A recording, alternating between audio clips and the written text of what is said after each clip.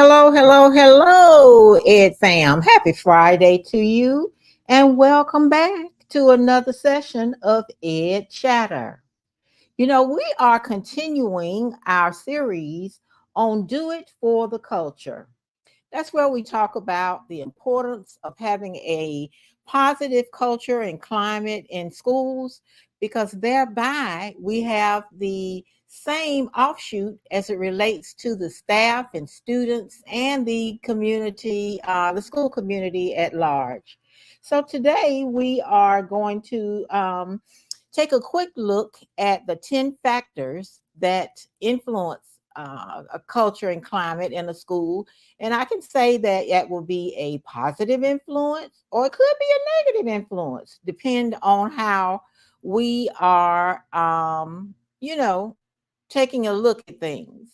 All right. So for right now, I'm going to help us to jump right into it because we looked at the 10 factors and then we moved into looking at each factor individually to take a deeper dive in terms of, what's going on. So I'm going to begin by sharing my screen with you, and we are going to take a look at communication today. We did leadership earlier, but we're going to move right ahead and look at our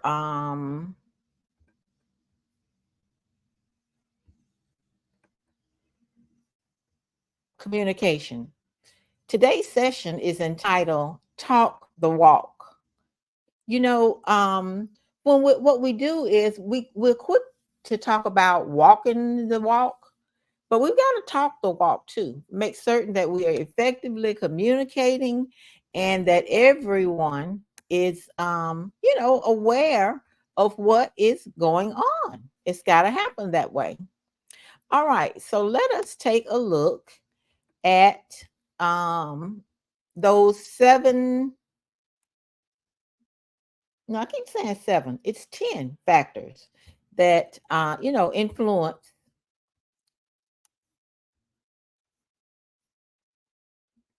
the culture and climate in a school.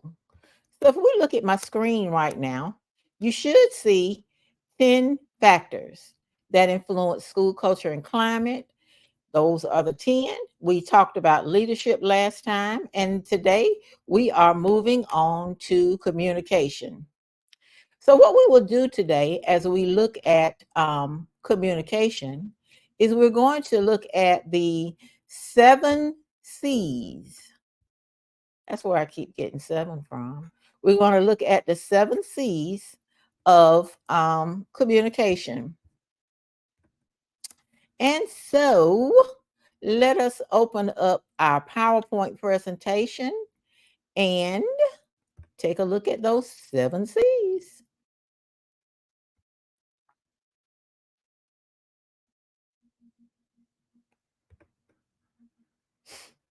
All right, let me move this up so you can see the full screen. And do me a favor in the comments, would you just say that, yeah, we see it, everything is looking good, because I cannot tell what you are actually seeing. All right. So then, when we look at the 7 C's of communication, and we're going from silence to success, in other words, we've got to make certain that communication is ongoing, and that is what's going to lead us to success. When we look at the first C, it talks about that communication has to be clear. Whenever we communicate something, whether it's written, verbal, oral, whatever, we have to make certain that the message is clearly understood. We don't need to use a whole lot of jargon and ambiguity, but we need a clear message that's going to minimize confusion and enhance the effective communication so that those who are receiving it fully understand. It needs to be concise. We don't need to be wordy and talking. What we need to do is deliver a message in as few words as possible without losing the meaning.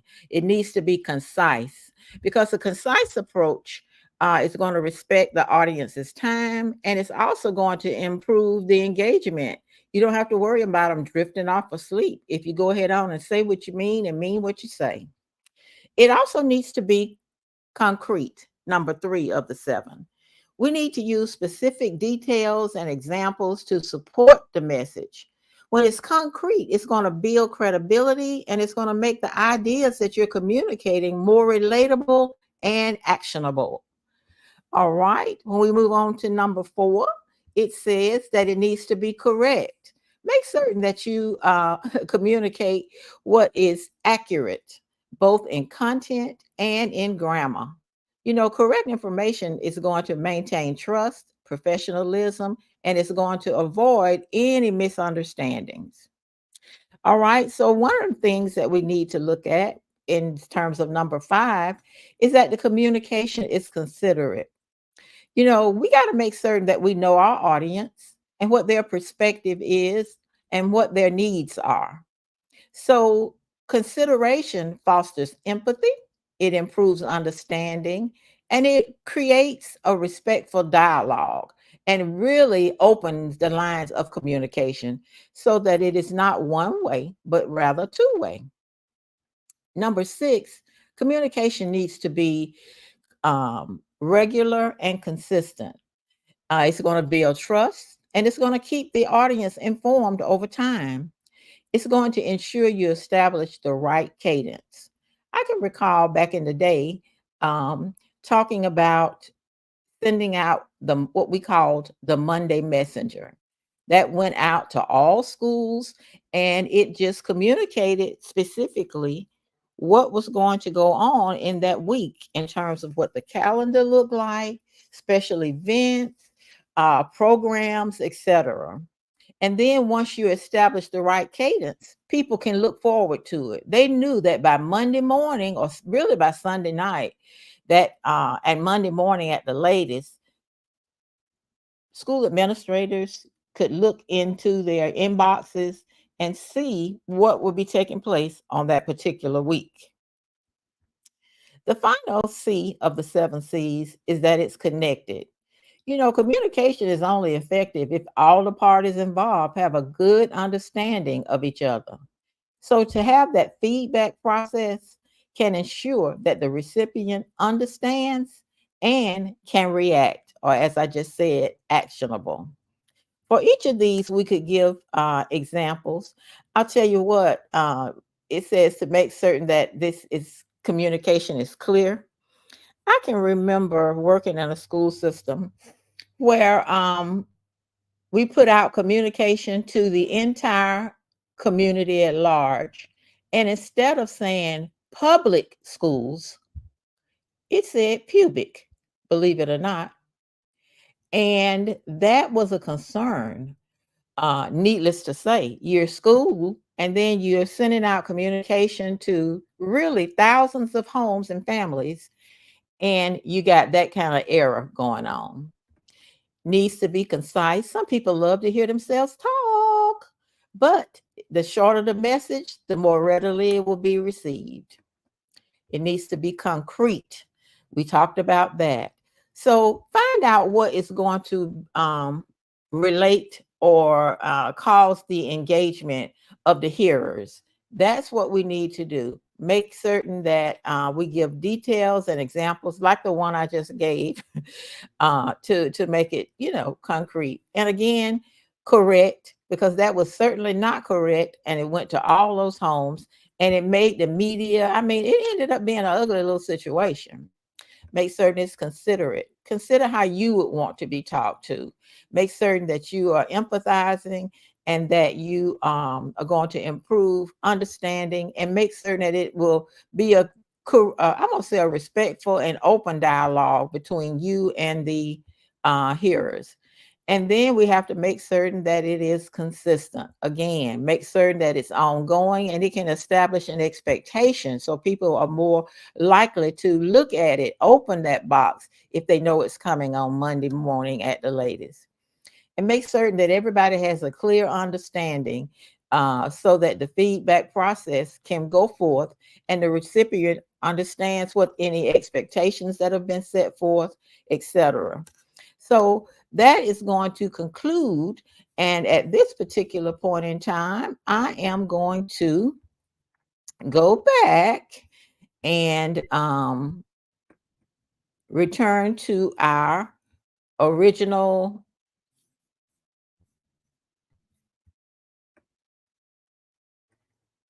PowerPoint presentation and our video. All right, so then we've looked at the communication today, and we're going to continue as we go forth on Monday to look at other aspects of the 10 factors that influence the school culture. We have a guest speaker who has promised to support our efforts on more than one occasion. And I got another commitment from him. So we're going to keep our fingers and toes crossed to make certain that we hear from them. And I will, if you're interested in, coming up on the platform and sharing anything, when you look at those 10 factors, anything that readily comes to mind that you want us to talk about on Monday or Wednesday or Friday, go ahead on and direct message me so that I can make certain that we, meet you where you want to be. We don't want to dictate everything. We want you to be able to voice your opinions and suggestions as well. Okay, so I want to talk to you for about a couple of three more things before we close out. First and foremost, I want to announce the winner of our $50 cash prize drawing. You may recall that we asked you to go on our YouTube channel and view the video where we began talking about those 10 factors, and asked you to view it, make a comment, and to put replay in the comment section in order to be entered into the drawing. So then we have a number of people that have entered, and we are trying to get $50 cash prize out to someone. I made mention that we would announce the winner today on this particular live. And our winner is, get ready, drum roll, please. Our winner is Belinda Harris. Let's give it up for Belinda.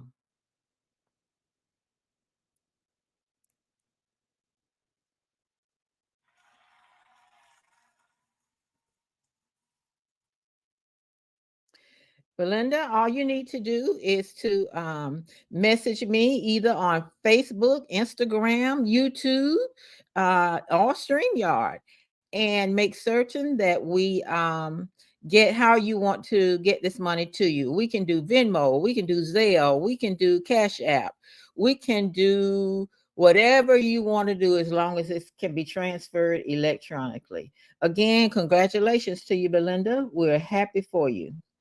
All right. Now, as we get ready to close out, I want to let everybody know that we're going to have an extended time this evening. We're going to see you again this evening where we will be talking about those items that are of interest. And we'll be asking, can you believe this? We're going to be looking at how a superintendent got arrested.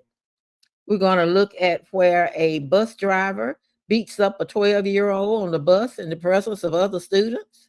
And then we're going to look at how another bus driver did not exercise due care and diligence over a 7-year-old who had never really ridden a bus before, but knew her neighborhood. But the bus driver did not stop at her regular stop, or that the regular stop near her home, because the bus driver wasn't used to anyone getting off there. But of course, she had this new 7-year-old on there, and it just ended up being a very uncomfortable situation for the child, the mom, etc., and made local, and I want to tell you, national news. All right, so listen, thank you for joining us again for another session of Ed Chatter. Make certain that you invite some of your friends to join us on some of these sessions. We are here on Mondays, Wednesdays, and Fridays at 12 noon, unless otherwise announced. Make certain that you like this video, that you share this video, And if you have not subscribed to the channel, go ahead on and subscribe, and then turn on your notification bell so that you will be notified every time we post new content. Hope to see you back later today for our Can You Believe This extended session. And for now, we're going to say goodbye, stay blessed, and let's do it for the culture.